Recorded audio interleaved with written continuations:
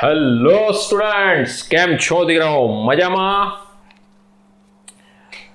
આજે chapter number 2 ની અંદર ધ બ્રોગલી ની દલીલમાં આગળ વધીશું. ધ બ્રોગલી નામના વૈજ્ઞાનિકે એક સરસ દલીલ કરી અને એના ઉપરથી દીકરાઓ એક પરમાણુ માટે એક નવી જ શાખા, એક નવો જ વિભાગ કે જેની શરૂઆત થઈ, જેને આપણે ક્વોન્ટમ તરીકે ઓળખીએ છીએ. ક્વોન્ટમ યંત્રશાસ્ત્ર.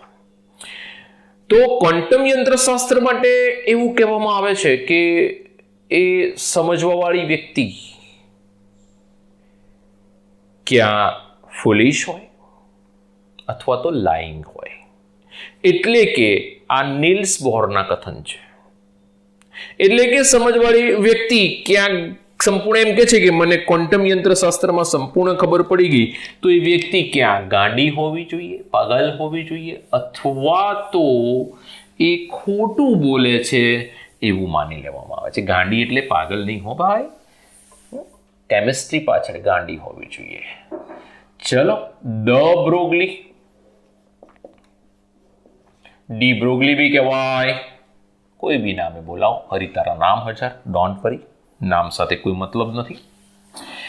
ધ બ્રોગલીના સિદ્ધાંતની અંદર આગળ વધીએ દીકરાઓ, તો એક સરસ મજાનું કથન કીધું છે, એની દલીલ છે, સરસ મજાની દલીલ છે. શું દલીલ છે? તો એની દલીલ દીકરાઓ કંઈક એવી છે કે જેની વર્ષોથી તરંગ પ્રકૃતિ છે. કઈ પ્રકૃતિ? તરંગ પ્રકૃતિ છે. એ જો કણ પ્રકૃતિ ધરાવતા હોય, સમજો, જેની વર્ષોથી તરંગ પ્રકૃતિ છે એ જો કણ પ્રકૃતિ ધરાવતા હોય, આવું કોણ ધરાવે છે? તો આ છે ને એ વેવ્સ, એટલે કે આપણે એવું કહી શકીએ પ્રકાશ. અને જ્યારે પ્રકાશની અંદર આ બંને વસ્તુનો સમન્વય થયો, કઈ? એક તરંગ પ્રકૃતિ અને બીજી કઈ? કણ પ્રકૃતિ. અને પ્રકાશનો દ્વૈત સ્વભાવ કહેવાય. આ બંનેનો જ્યારે સમન્વય થયો ને દીકરાઓ, ત્યારે પ્રકાશને ફોટોન અથવા તો ક્વોન્ટા કહેવામાં આવે છે. ફોટોન અથવા ક્વોન્ટા.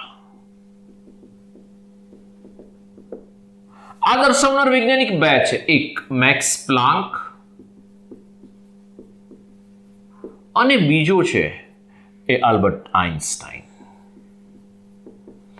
આ બંને વૈજ્ઞાનિકોએ આની સાબિતી આગળ આપી દીધી છે. હવે દલીલમાં આગળ વધીએ. ધ બ્રોગલી શું કહી રહ્યો કે જેની વર્ષોથી તરંગ પ્રકૃતિ છે અને જો કણ પ્રકૃતિ ધરાવતા હોય, તો જેની વર્ષોથી કણ પ્રકૃતિ છે એ તરંગ પ્રકૃતિ ધરાવતા હોવા જોઈએ. ધરાવતા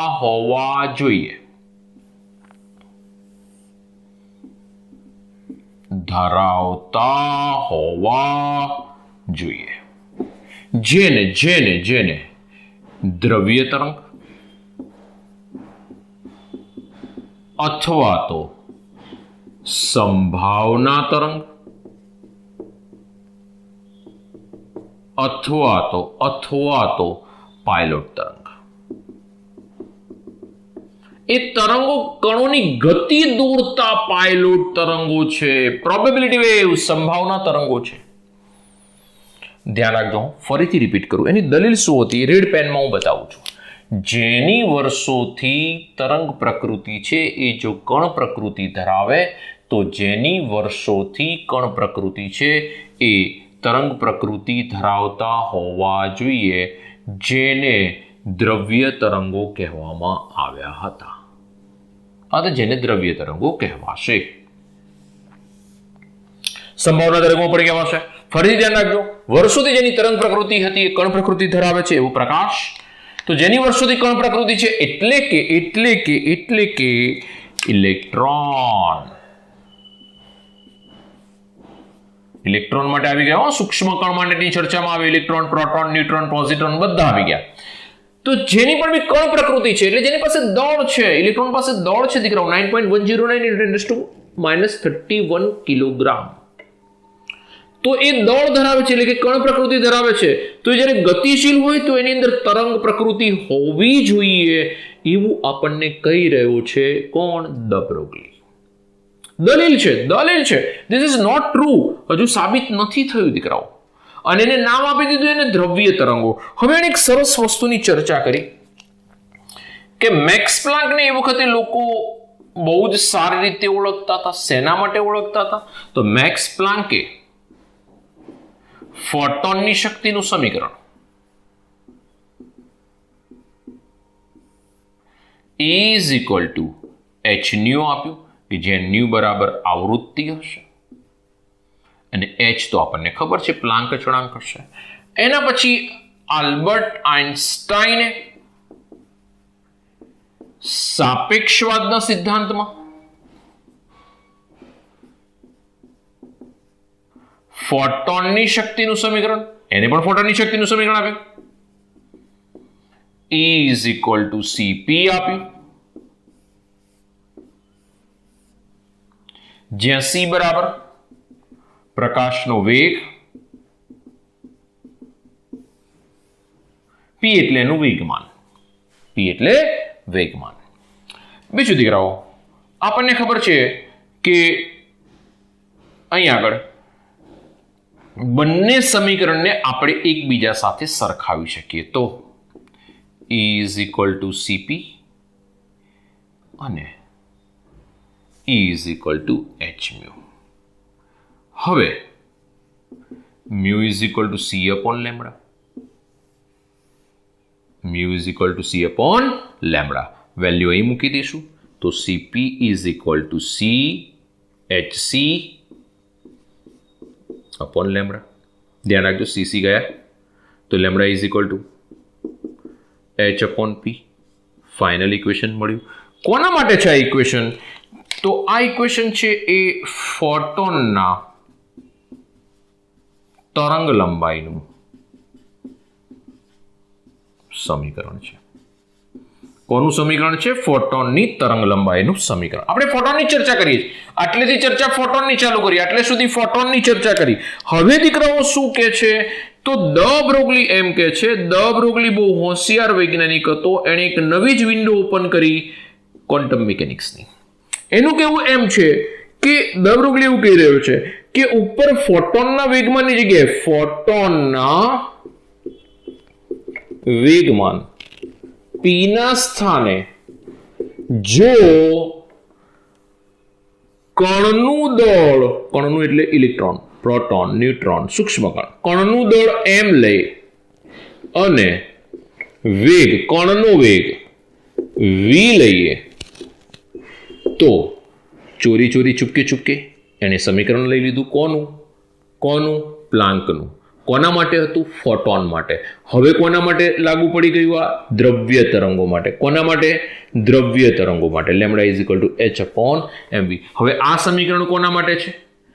દ્રવ્ય તરંગ, મેટર વેવ્સ.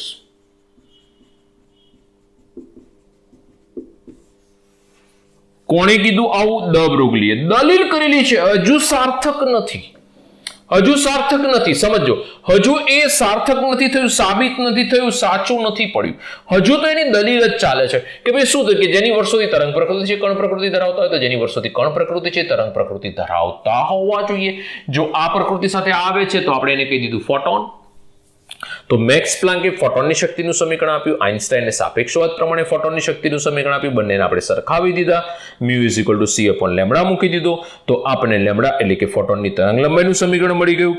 દ બ્રોગલીએ ફોટોનના વેગમાન પી ના સ્થાને કણનું દળ એમ અને વેગ વી લઈ લઈએ તો lambda is equal to H upon M B મૂકી દીધું. બીજું દીકરાઓ, ડેવિશન અને ગર્મર નામના વૈજ્ઞાનિકો, બે વૈજ્ઞાનિકો, કયા? ડેવિશન અને ગર્મર. એમણે શું કર્યું? નિકલ ધાતુનો ટુકડો લઈ લીધો. સમજો, નિકલ ધાતુનો ટુકડો કે જે એકચ્યુઅલમાં દ બ્રોગલીના બે સ્ટુડન્ટ હતા. એમણે શું કર્યું? ઇલેક્ટ્રોનનો મારો ચલાવ્યો આના પર. શું ચલાવ્યું? ઇલેક્ટ્રોનનો મારો.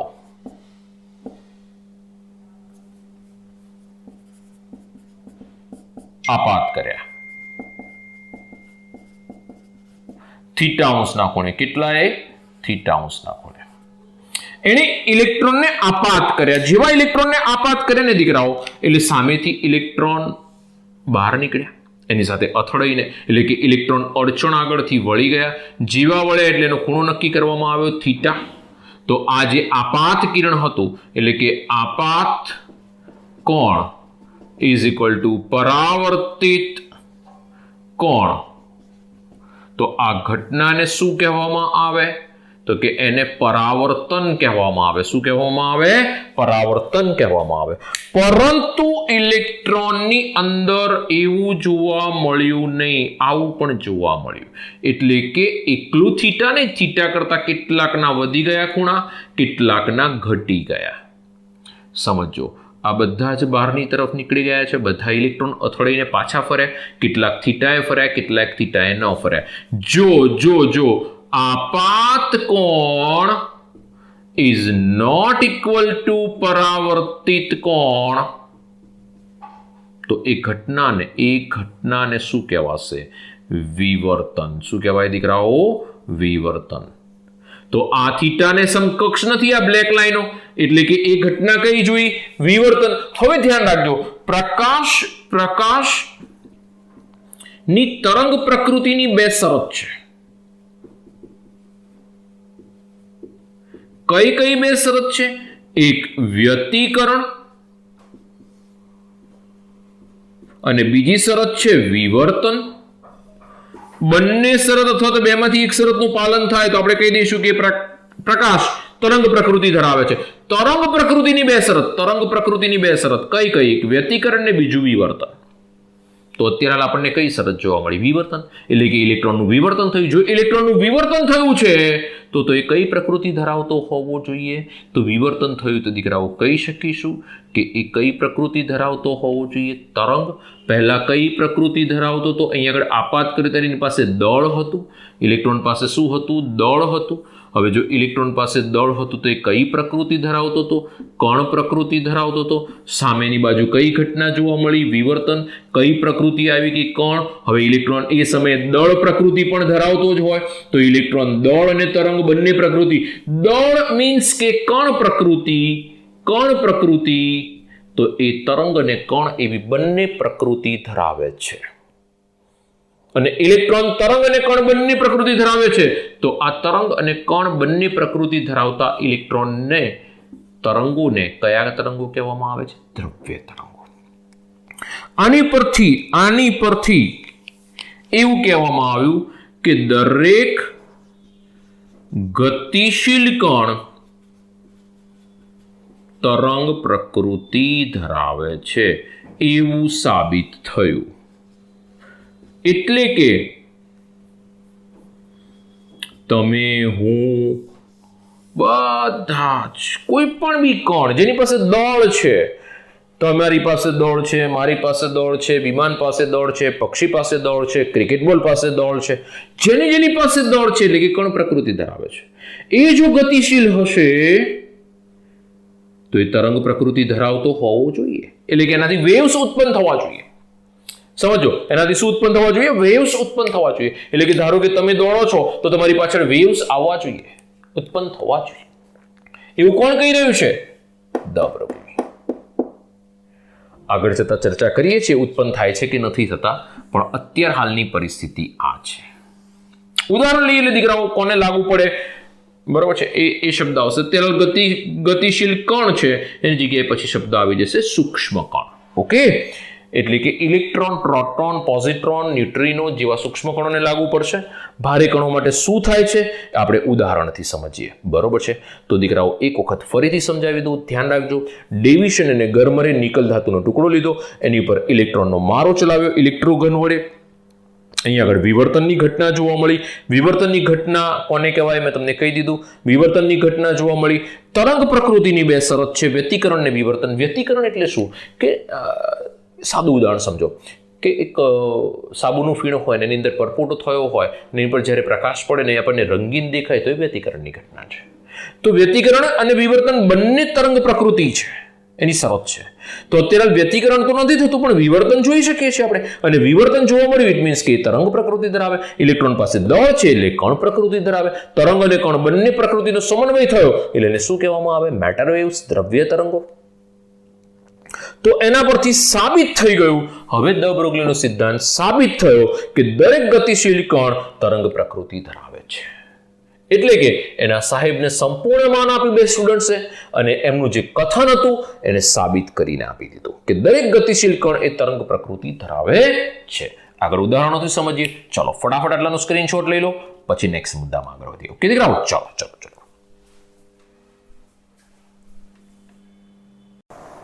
હવે દીકરાઓ આપણે એક એક્ઝામ્પલ લઈએ ક્રિકેટ બોલનું, એટલે કે ભારે કણનું, અને બીજું એક લઈએ ઇલેક્ટ્રોનનું, એટલે કે હલકા કણનું. ચાલો, આપણી પાસે એક છે ક્રિકેટ બોલ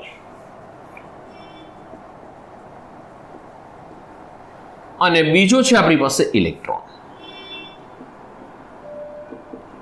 બંનેની મારે તરંગ લંબાઈ શોધવી છે. ક્રિકેટ બોલ એટલે ભારે કણ થઈ ગયા, એની અંદર આને જો લાગુ ના પાડી શકાય તો આનાથી વધારે ભારે કણોને લાગુ ના પાડી શકાય. આ સૂક્ષ્મ કણો થઈ ગયા. કયા કયા સૂક્ષ્મ કણ આવશે આના સિવાય? પ્રોટોન, ઇલેક્ટ્રોન, પોઝિટ્રોન, ન્યુટ્રિનો વગેરે વગેરે વગેરે ઘણા બધા ઉપરમાણવીય કણો છે પરમાણુમાં. ચાલો, ક્રિકેટ બોલ છે એનું દળ લઈ લઉં 100 ગ્રામ છે. ધારો કે એનો વેગ લઈ લઉં 20 મીટર પ્રતિ સેકન્ડ નો લઈ લઉં. બરોબર છે. તો આના માટે તરંગ લંબાઈ લેમ્ડા બરાબર h/mv. ધ્યાન રાખજો, આ બી ગતિશીલ જ છે ક્રિકેટ બોલ. બરોબર છે. હવાની અંદર જ્યારે ફંગોળાયો હોય, હવામાં હોય ત્યારે એ ગતિશીલ હોય. તો લેમ્ડા h/mv. h બરાબર કેટલા છે? પ્લાન્ક અચળાંક 6.626 ગુણ્યા 10⁻34 જૂલ ઇન્ટુ સેકન્ડ. ચાલો, m બરાબર કેટલા છે? 100 ગ્રામ. હવે આને કિલોગ્રામમાં કન્વર્ટ કરવા પડશે, -3 kg, અને 20 તો mks માં જ છે 20. તો 1 0 2 0 3 0 ગયા, 10⁻³ ગયા. તો જવાબ આવી ગયો, જુઓ 2 વડે ડિવાઈડ કરી નાખો, 3.313 into 10⁻34 લેમ્ડા. આ આપણને મળી ગયો મીટરમાં ચાર્જ, મીટરમાં. બરોબર છે. હવે આપણે એને એંગસ્ટ્રોનમાં કન્વર્ટ કરી નાખીએ. 3.313 into 10⁻24 એંગસ્ટ્રોન. એંગસ્ટ્રોન એ તરંગ એ આપણી પાસે લંબાઈનો બહુ જ નાનો એકમ છે, ખૂબ નાનો છે. એટલે કે આપણે એવું કહી શકીએ કે અહીં જે પણ બી વેલ્યુ મળે છે, આ કિંમતને આ તરંગ લંબાઈની કિંમતને પ્રાયોગિક રીતે નક્કી કરી શકાય અથવા તો મેળવી શકાય નહીં, અથવા તો માપી ના શકાય.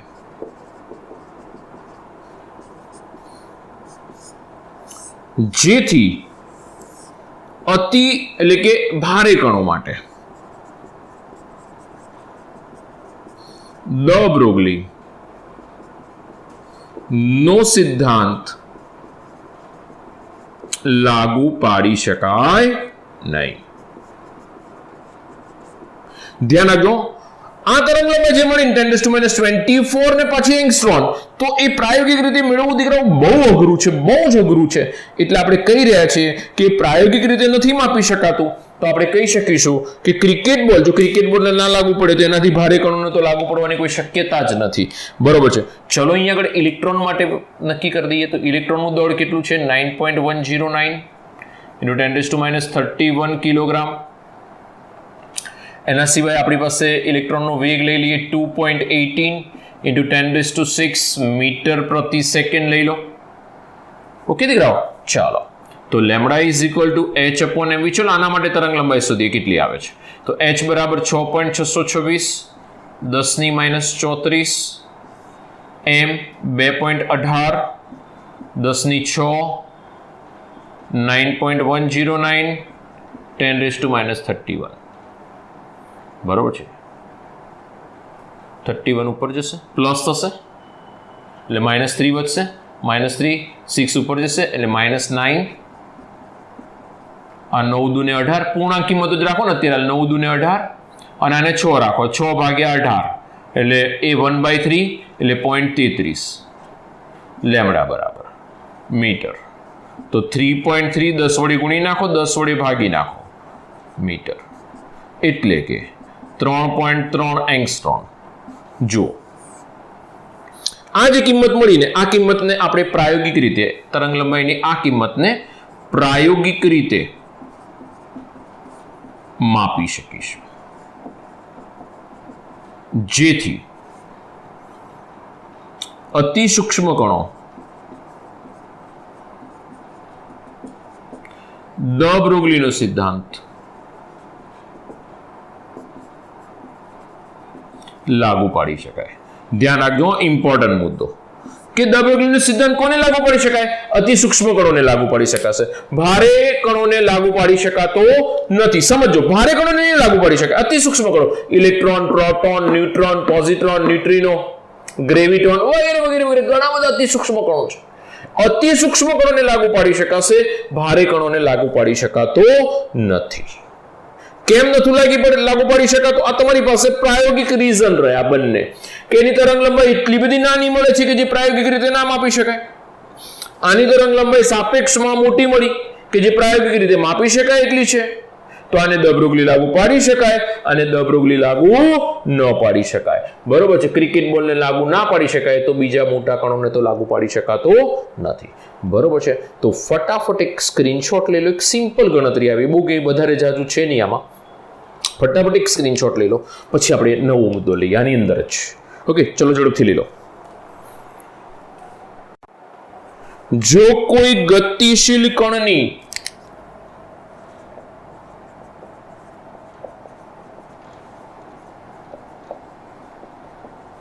ગતિ ઉર્જા કે હોય તો તેની તરંગ લંબાઈ શોધો. ધ્યાન રાખજો, ખૂબ સારો ક્વેશ્ચન. તો આપણી પાસે lambda is equal two h upon mv છે સમીકરણ. યસ. હવે જુઓ, p is equal two mv વેગમાન બરાબર ફોર્મ્યુલાસ બધી ધ્યાન રાખજો. બીજું છે કાઇનેટિક એનર્જી k બરાબર k લઈ લઉં છું. કાઇનેટિક એનર્જી કે લખાય આમ તો k બરાબર 1/2 mv². આવું એક સમીકરણ છે કાઇનેટિક એનર્જી માટે. આ ફોર્મ્યુલાસ છે એની. તો કાઇનેટિક એનર્જી k બરાબર 1/2 mv². તો v બરાબર આની ઉપરથી લખી નાખો, v બરાબર p અપોન m. તો આની અંદર એડ કરીશું કિંમત, તો 1/2 m p² upon m². mm ગયા, 1 m વધ્યા, તો k બરાબર p²/2m. બરોબર છે. એટલે કાઇનેટિક એનર્જી બરાબર મને આ મળી ગયું. તો p² બરાબર સમજો અહીં આગળ 2m into k, તો p બરાબર √2m into k. p is equal to mv છે. બરાબર છે. ચાલો, તો h divided by √2mk lambda બરાબર. તો કાઇનેટિક એનર્જી સાથેનો સંબંધ ધ્યાન રાખશો, પૂછી શકાશે. બીજો એક ક્વેશ્ચન લઈ લઈએ દીકરાઓ, એક જ મિનિટ ક્વેશ્ચન લઈ લઈએ. ક્વેશ્ચન આવું છે કે ઇલેક્ટ્રોનની ગતિ ઉર્જામાં જો 44% વધારો થાય, ઇલેક્ટ્રોનની ગતિ ઉર્જામાં 44% વધારો થાય તો તરંગ લંબાઈ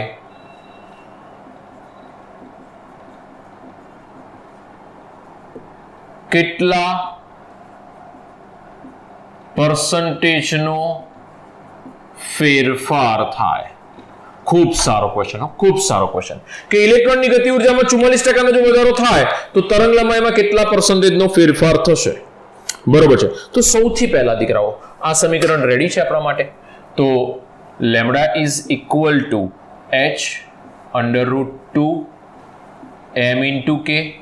બીજું બે કન્ડિશન ધારી લઈએ. પ્રથમ પરિસ્થિતિમાં શું કહે છે કે 44% ગતિ ઉર્જામાં 44% વધારો થઈ રહ્યો. તો ગતિ ઉર્જા હું 100 ધારી લઉં. ધારો કે k બરાબર 100. તો અહીંયા આગળ મારા માટે શું થઈ ગયું? Lambda is equal two h 2m into 100 √ આ ઇનિશિયલ છે. ચલો અંતિમમાં શું થાય? 44% વધારો થયો છે તો k બરાબર 144 થશે કાઇનેટિક એનર્જી બરાબર. તો લેમડા ફાઇનલ બરાબર h divided by 2m into 144 બરોબર છે. તો ડેલ્ટા લેમડા બરાબર કેટલો થશે? Lambda final minus lambda initial, અથવા તો માઇનસમાં જવાબ 10 12 1/12 I માઇનસ f કરો અને કે માઇનસમાં જવાબ આવશે. ચાલો I છે h upon √2m into 100 minus h upon √2m into 144 બરોબર છે. h અપોન √2m સામાન્ય કાઢી નાખો, જો નીકળી જશે. આ શું વધ્યા? 1/√100 એટલે 10 માઇનસ 1/√144 એટલે 12 ઉપર 10 આમ 2 વધ્યા, નીચે 120 2 ડિવાઇડેડ બાય 120 એટલે h અપોન √2m ઇન્ટુ 1/60 આવી ગયું ડેલ્ટા લેમડા. ધ્યાન રાખજો, પર્સન્ટેજ મારે શોધવા છે ને, પર્સન્ટેજ. તો લેમડાનો ફેરફાર, ધ્યાન રાખજો સૂત્ર આવું બને, આવડું જ યા તો multiply by 100 divided by lambda I, શરૂઆતની તરંગ લંબાઈ. તો લેમડાનો ફેરફાર કેટલો છે? h divided by √2m into 1/60 divided by, આવું ના લખવું હોય તો આમ લખો, h અપોન √2m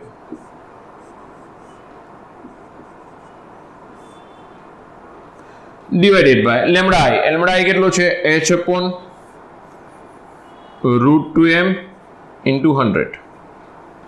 ચલો h ગયા √2m ગયા 1/√100 એટલે આની અંદર આવું થાય 1/60 ડિવાઇડેડ બાય 1/√100 એટલે 10 બરોબર છે. અને મલ્ટીપ્લાય બાય 100 રહી ગયા, મલ્ટીપ્લાય બાય 100 આ રહ્યા, મલ્ટીપ્લાય બાય 100 એટલે આ 0 0 ગયા, 6 નીચે 100 ઉપર એટલે 100 ડિવાઇડેડ બાય 6 એટલે કે 100 ભાગ્યા 6 નહીં, 100 ભાગ્યા 6 100 ડિવાઇડેડ બાય 6 16.66% આટલો લેમડામાં ફેરફાર થશે. લેમડામાં થતો ફેરફાર કેટલા પર્સન્ટેજ છે? 16.16%. દીકરાઓ ધ્યાન રાખજો, આવા ક્વેશ્ચન પૂછાશે બરોબર છે. તો આ આપણી પાસે ધ્યાનમાં રાખીશું. ઓકે, ચલો જલ્દી ફરીથી સમજાવી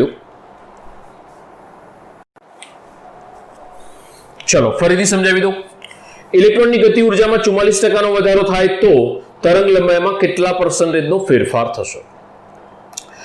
તો લેમડા બરાબર h upon √2m into k એટલે કે કાઇનેટિક એનર્જી. આ રહી કાઇનેટિક એનર્જી, ગતિ ઉર્જાનું સમીકરણ આપણે આગળના દાખલામાંથી લીધું, એનું જ લીધું. આપણને શરૂઆતમાં કીધેલું છે કે ભાઈ 44% વધારો થાય છે તો પ્રથમ કેટલી હોય તો કે 100 કાઇનેટિક એનર્જી હશે.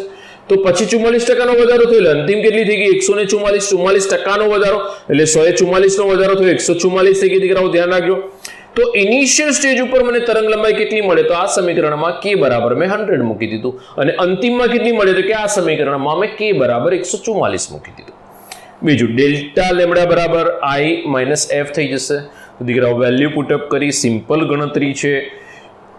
અહીંયા આગળ 1/10 માઇનસ 1/12, 12 આમ 10 આમ એટલે 2 વધશે, નીચે 120 થશે એટલે 2 ડિવાઇડેડ બાય 120 એટલે 1/60 આવી જશે, તો 1/60. તો ડેલ્ટા લેમડા બરાબર h/√2m ઇન્ટુ 1/60. તો ડેલ્ટા લેમડા બરાબર આપણી પાસે એ આવી ગયું છે, આ આપણી પાસે ફાઇનલ બેનો તફાવત આવ્યો. તો હવે પર્સન્ટેજ મારે શોધવા છે, તો લેમડાનો તફાવત ગુણ્યા 100 ભાગ્યા ઇનિશિયલ લેમડા, શરૂઆતનો લેમડા. તો તફાવત કેટલો આવ્યો છે એ વેલ્યુ મેં મૂકી દીધી, multiply by 100 divided by initial, શરૂઆતમાં કેટલું હતું r.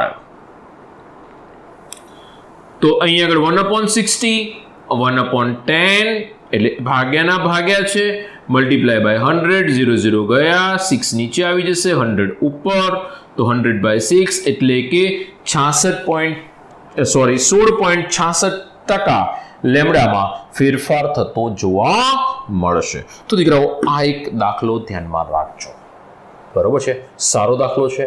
અને આ આપણી પાસે બંને એટલે આ રીતે ટોટલ થઈને મેં 4 વસ્તુ દ બ્રોગલીમાં તમને આપી. 4 વસ્તુ ધ્યાનમાં રાખજો, 4 ટોપિક ઇમ્પોર્ટન્ટ છે. આજે આટલે સુધી રાખીએ છીએ, દ બ્રોગલી કમ્પ્લીટ થાય છે. નેક્સ્ટ લેક્ચરમાં હવે હાઇઝનબર્ગ, બરોબર છે. તો ફટાફટ એક સ્ક્રીનશોટ લઈ લો, પછી આપણે નેક્સ્ટ લેક્ચરમાં મળીશું. Okay, thank you, good day, મળીએ છીએ નેક્સ્ટ લેક્ચરમાં.